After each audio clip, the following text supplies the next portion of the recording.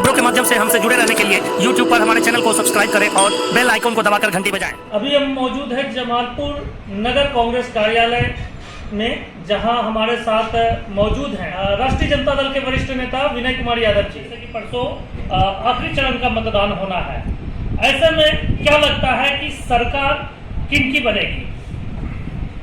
जनादेश तो स्पष्ट मिल रहा है कि महागठबंधन की सरकार बनेगी और तेजस्वी इसके मुख्यमंत्री होंगे। जिस प्रकार से पिछले दो चुनाव संपन्न हो चुके हैं, 2 चरण का मतदान संपन्न हो चुका है, अब विशेषकर मुंगेर जिला जो पहले चरण में था, यह 3 विधानसभा सीट है।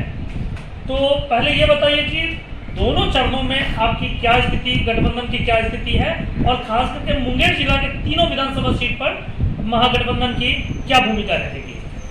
देखिए, फर्स्ट चरण की जो चुनाव हुई उसमें हम पूर्ण रूप से उसमें लगभग हम 60 सीट को जीत रहे हैं। किसी भी तरह का कोई शंका और संशय नहीं है। मुंगेर, तारापुर, जमालपुर ये तीनों पर महागठबंधन जीतेगी। विरोधी का पूर्ण रूप से सफाया होगा। दूसरे चरण में क्या लग रहा है कि क्या स्थिति रहेगी? दूसरे चरण में भी हम निर्णायक बढ़त में हैं। दूसरे चरण के चुनाव से ही हमें यह रुझान मिल गया है कि हम पूर्ण बहुमत की ओर हैं।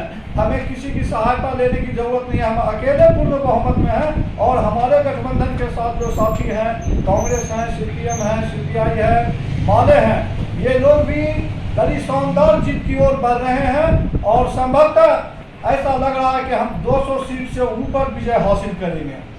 जैसा कि ये मुंगेर में जो पहले चरण के चुनाव से करीब 2 दिन पहले जो घटना घटी है, दुर्गा विसर्जन के दौरान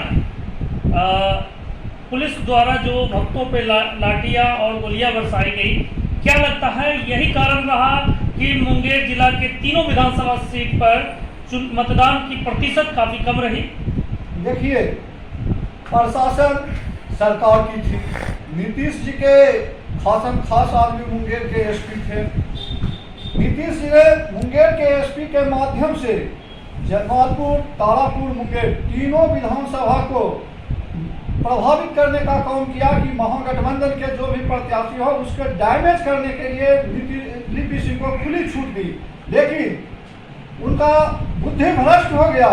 माँ दुर्गा के प्रतिमा के साथ छेड़छाड़ किया, जिसके कारण जो है महागठबंधन को तो लाभ हुआ ही, लेकिन नीतीश कुमार के द्वारा जो भेजा गया SP था, वह जो 28 तारीख को जो गलत हरकतें करने वाली थी, माँ दुर्गा के प्रभाव से वह गलत करने की जो नीयत रखी हुई थी, उसका खुला रूप से सामने आ गया। उसके क्या कार्य करता, जिसके कारण माँ देवी का उन्होंने अपमान किया।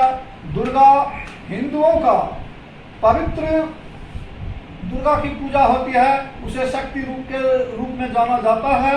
उनको प्रभावित कर वहीं से जो उनके साथ एक कोई लड़का रहता है, पेपर के माध्यम से हम जाने, मीडिया के माध्यम से जाने कि लड़का का नाम कुमार कृष्णा है, वो स्वयं लाठी चला रहे थे और स्वयं निर्देशित लिपि सिंह के द्वारा हो रहा था।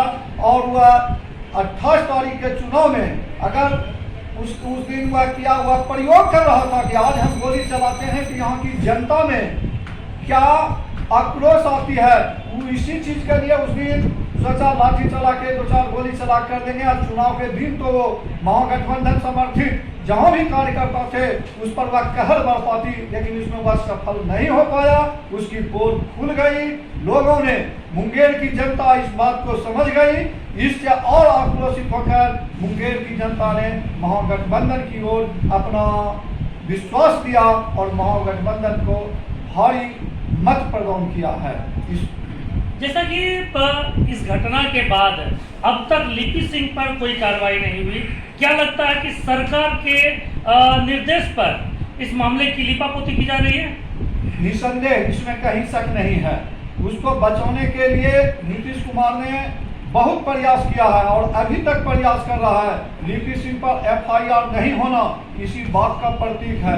आप देखे होंगे एक दिन किसी चैनल पर नीतीश कुमार जी थे, मुंगेर की बात पर बोल रहे थे हंस हंस के बोल रही थी। मुंगेर की जनता शोकाकुल थे, यहाँ का नौजवान मारा गया, जिस घर का अनुराग जो लाल था, मुंगेर का लाल, वो अपने घर में एक लौता भाई में से था। उसके मारे जाने पर लीपी सिंह के द्वारा किए गए कार्यों पर लीपी सिंह के प्रति नीतीश कुमार एक तरह से सहानुभूति प्रकट कर रहे थे।